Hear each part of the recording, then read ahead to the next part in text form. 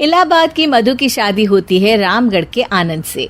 Nature से कामचोर मधु के सामने जब पूरे ससुराल की जिम्मेदारी पड़ती है तो कैसे वो उससे बचने के लिए करती है एक नाटक। चलिए देखते हैं। अरे मधु, मधु रानी, जरा चाय ला और बेसन घोल ले, बादल बन गए हैं, पकौड़ी बना लेते हैं। ओह, अभी अभी तो दिन का खाना खाया है, अब पकोड़े तल दूं? अरे इतना खाएंगी तो फट जाएंगी, चला तो जाता नहीं इनसे। तभी आनंद आ जाता है। अरे मन कर रहा है पकोड़े खाने का। मधु देखो ना, बादल बन गए हैं, ऐसे में पकोड़े मिल जाए तो मजा आ जाए। अरे अभी तो बादल बने हैं, जरा 2-4 बूंद टपक तो जाने दो, बना दूंगी पकोड़े भी। ये बोलकर मधु वहां से चली जाती है। अरे मधु, मधु बूंदे भी बरस गई, अब तो बना दो पकोड़े। अरे बूंदा बूंदी तो रोज होती है, जरा जमकर बरसे तो पकोड़े तलने में और सिखाने में दोनों में मजा आ जाए।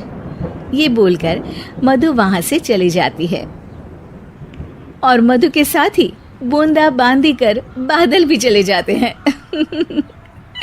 मधु अपने कमरे में जाकर कहती है, अरे भगवान, ये सारा कमरा फैला हुआ है, कैसे साफ होगा? तभी मधु को आइडिया आता है और वो जोर जोर से चिल्लाती है, हे भगवान, मेरा 2000 रुपए का नोट कहाँ चला गया?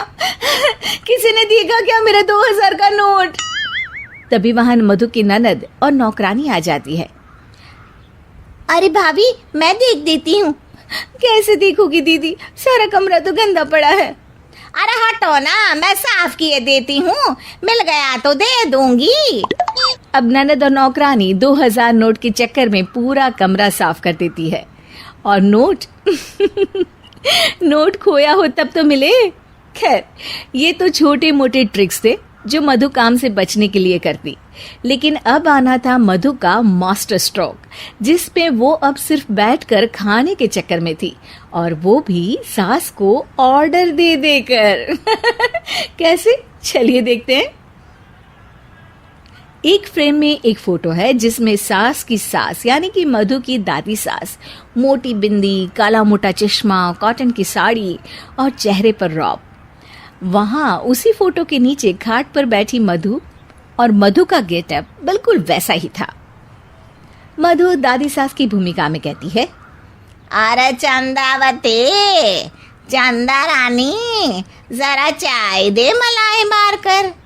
मधु की सास यानी कि चंदावती कहती है, अरे इस नाम से तो सिर्फ मुझे मेरी सास बुलाया करती थी, ये कौन है देखूं तो जरा। अब सास मधु को अपने सामने अपनी सास की भूमिका में देखकर जोर जोर से हंसती है। मधु रानी, कोई तमाशा चल रहा है या ड्रामा? जाकर चाय लेकर आ।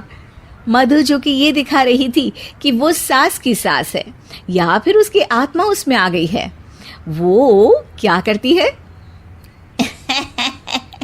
चाय और मैं, वो भी तेरे लिए चंदावती। यही सिखाया है तेरी माँ ने। यार, एक तो डायलॉग बदल बहू, तू सास बनकर जो माँ पर सीधे चली आती हो, ये ओल्ड फैशन हो गया है, जरा अपडेट हो जा। और वैसे तू कुछ भी बन, उसके पहले चाय लेकर आ। अभी सास कुछ बोलती कि वहां मधुर के ससुर आ जाते हैं। वो मधु को देखते ही पागल सा हो जाते हैं। माँ, मेरी माँ, माँ तू वापस आ गई।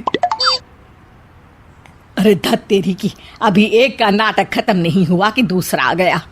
अरे हद है, तेरी जबान तो चलती ही जा रही है, सामने मेरी माँ बैठी है। अरे इनका चेहरा देखने को तरस गया था मैं, मेरी माँ वापस आ गई। ये देख, मेरी माँ आ गई। ये नहीं कि देसी घी के लड्डू बनाए बस जबान चला रही हो। अरे जाने ते धनकलाल, इसे तो शुरू से ही बोलने की तमीज नहीं है। मेरी तो आदत हो गई है दब दब कर रहने की। नहीं नहीं माँ, ऐसे कैसे, ये सब करेगी। अच्छा, मैं दुकान जा रहा हूँ, शाम को तेरी पसंदीदा गर्मा गर्म जलेबी और समोसे लेकर आऊंगा माँ। ससुर वहां से चले जाते हैं। अब बेचारी सास अपनी ही बहू के नाटक में फंसकर सारा दिन सारी रात काम करती। लेकिन कब तक? एक दिन की बात है। बेटा आनंद, मेरे तो हाथ पैर सब दर्द हो रहे हैं, मुझसे नहीं होता इस उम्र में इतना काम। हाँ माँ, तू ठीक कह रही है।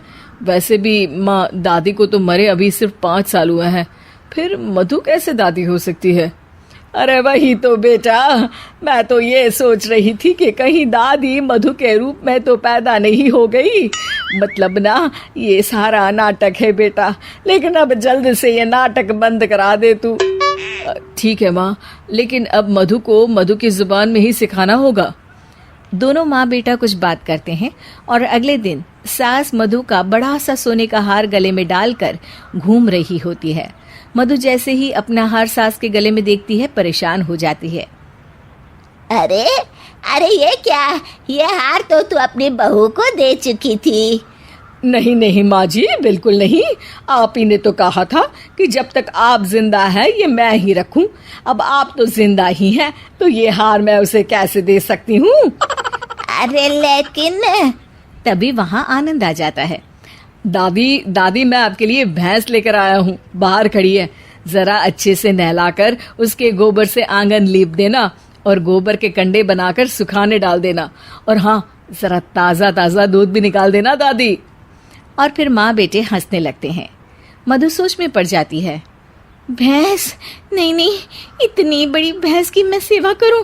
ना बाबा बना, मैं तो बहू बनकर घर वालों की ही सेवा कर लूं, उतना ही बहुत है। माँ जी, नहीं नहीं। अरे अरे, क्या हुआ बहू, तुम वापस आ गई क्या? तुम्हें सब कुछ याद आ गया? हाँ हाँ, सब याद आ गया, पूरा पूरा याद आ गया। अब सास चैन से खाट पर बैठती है और जोर से कहती है, सब याद आ गया ना? तो चले जा, चाय लेकर आ, और वो भी मलाई मार कर।